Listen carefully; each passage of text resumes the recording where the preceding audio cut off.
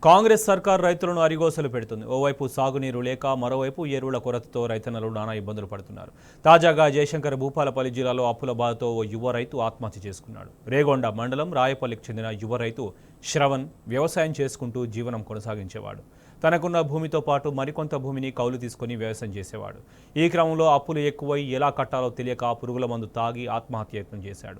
గత 15 రోజులుగా హనుమకొండలోని ప్రైవేట్ హాస్పిటల్లో చికిత్స పొందుతూ ఇవాళ మృతి చెందాడు. యువ రైతు మృతితో రాయపల్లిలో విషాద ఛాయలు అలుముకున్నాయి.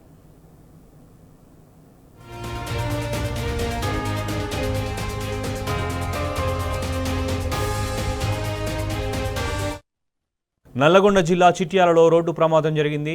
బస్సు సడన్గా బ్రేక్ వేయడంతో వెనకాలే వస్తున్న 2 కార్లు కంటైనర్ లారీ ఒకదానికొకటి ఢీకొన్నాయి. ప్రమాదంలో కారులో ప్రయాణిస్తున్న 2 మృతి చెందగా పలువురికి గాయాలయ్యాయి.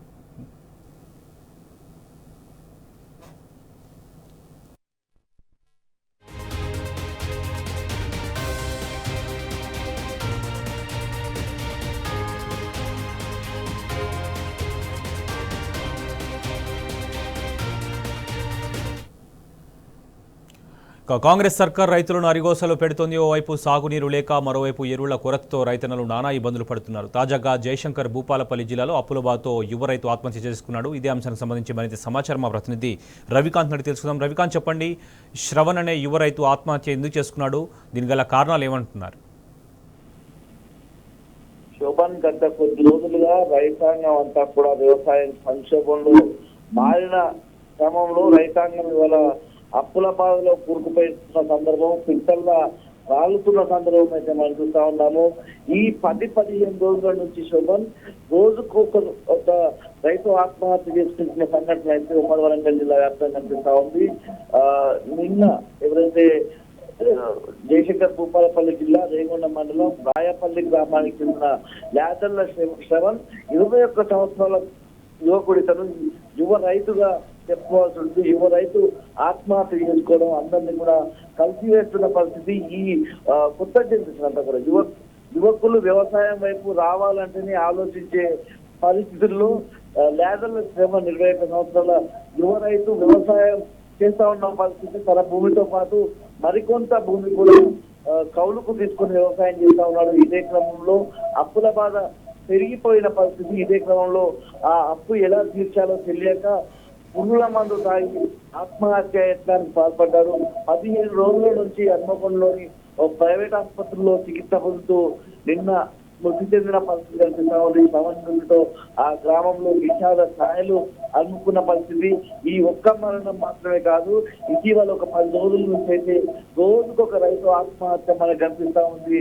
నిన్న అప్పుల బాధతో అదే జయశంకర్ భూపాలపల్లి జిల్లాకు సంబంధించి రేగొండ మండలం వెంకటేశ్వరపల్లి గ్రామానికి చెందిన రైతు బండారి రవి అనే రైతు కూడా ఆత్మహత్య చేసుకున్నాడు. తన 2 ఎకరాల పొలంలో ఏదైతే 2 ఎకరాల భూమిలో మిర్చి సాగు చేస్తున్న క్రమంలో ఇప్పటికే 5 లక్షల రూపాయల అప్పుల బాధ పేరుకుపోయిన పరిస్థితి. ఆ అప్పులు ఎలా తీర్చాలో తెలియక ఏదైతే ఆ పండించినటువంటి మిర్చి పంటకు గిట్టుబాటు లేని సందర్భం. ఒకనాడు ఒక 1.5 year బ్యాక్ ఒక 25,000 రూపాయలు 30,000 రూపాయలు తేజ రకం తెచ్చి అమ్మితే ఇవాళ ఆ రైతు 11,000 రూపాయలకు అమ్ముకోవాల్సిన దుస్థితి వచ్చింది. ఆ పంట అమ్మినా ఒకటే, అమ్మకున్నా ఒకటే, ఆ అమ్మినా ఆ అప్పు తీరదన్నటువంటి ఆక్రందనలో రైతాంగం ఉన్న పరిస్థితి. ఈ క్రమంలోనే నిన్న వెంకటేశ్వరపల్లి గ్రామానికి చెందిన బండారి రవి ఆత్మహత్య చేసుకున్నాడు. అంతకు ముందు కూడా ఈ రవికాంత్, అదే గత 15 నెలల కాలంలో కూడా క్రమంగా చూసుకుంటే రైతు ఆత్మహత్యలు ఈ కాంగ్రెస్ ప్రభుత్వ హయాంలో చాలా ఎక్కువ గ్రాఫ్ పెరిగిపోయింది. సకాలంలో రైతులకు నీరు అందించడంలో సాగునీరు కావచ్చు, విత్తనాలు కావచ్చు, పంట పెట్టుబడి సాయం కావచ్చు, లేదంటే ఇతరత్ర విషయాలు కావచ్చు, ఇలాంటి ప్రభుత్వం నుంచి సహకారం ఏమాత్రం అందినప్పటికీ కూడా ఇలాంటి ఆత్మహత్య నివారణ కొద్దిగా తగ్గుముఖం పట్టే అవకాశం ఉంటుంది.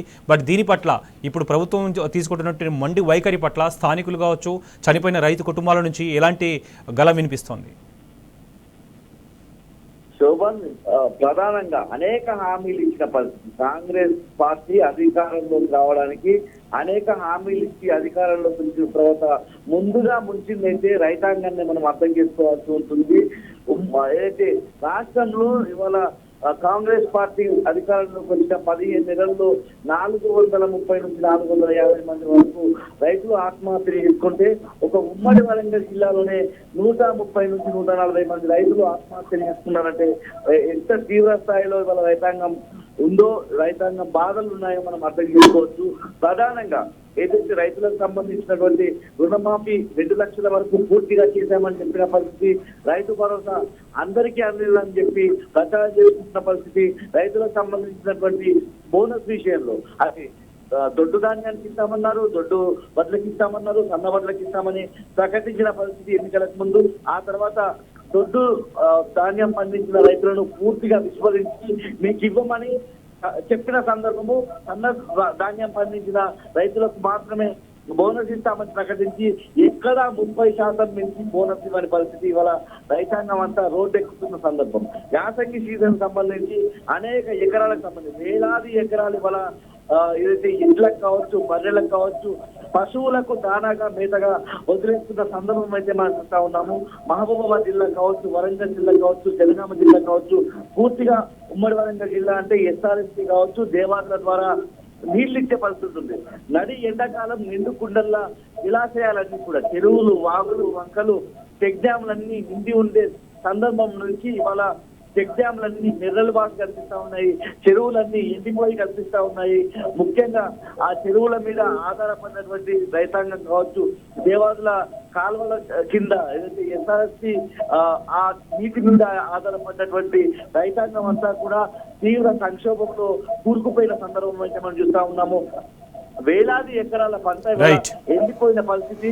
ఒక రైతును ఉదాహరణగా తీసుకున్నట్లయితే ఒక రైతు 5 ఎకరాల పంట పండించినట్లయితే ఇప్పటికే 3-4 ఎకరాల పంట పూర్తిగా ఎండిపోయింది. ఆ 1 ఎకరానికైనా నీళ్లు అందించాలని కోరే పరిస్థితుల్లో ఆ ఎకరానికి కూడా నీళ్లు అందించే సందర్భం లేదు. ఉమ్మడి వరంగల్ జిల్లాలో డిసెంబర్ 3వ వారం వరకు పూర్తిగా నాట్లు వేసే పరిస్థితి ఉంది. మార్చి నెల ఆఖరి వరకు పూర్తిగా ఆ పంట దిగుబడి వచ్చే పరిస్థితి ఉంది. ఈ ఏదైతే ఈ వచ్చేటువంటి 4-5 రోజులు కీలకంగా ఉండే క్రమంలో రైతాంగం నీళ్ళు అడిగినా ఇచ్చే పరిస్థితి లేదు. ఈ 4 రోజులు దాటితే ఆ మిగిలిన 1 ఎకరా సంబంధించి కూడా ప్రతి రైతుకు ఎండిపోయే ప్రమాదమే మనకు కనిపిస్తా ఉంది. పూర్తిగా యాసంగి సంబంధించినటువంటి పంటనంతా వదిలేసుకునే సందర్భమే కనిపిస్తా ఉంది. వల్ల ఉమ్మడి వరంగల్ జిల్లాలో రైతు ఆత్మహత్యలు అయితే విపరీతంగా పెరిగిపోయాయి. Shobhan. Right Ravikant, thank you.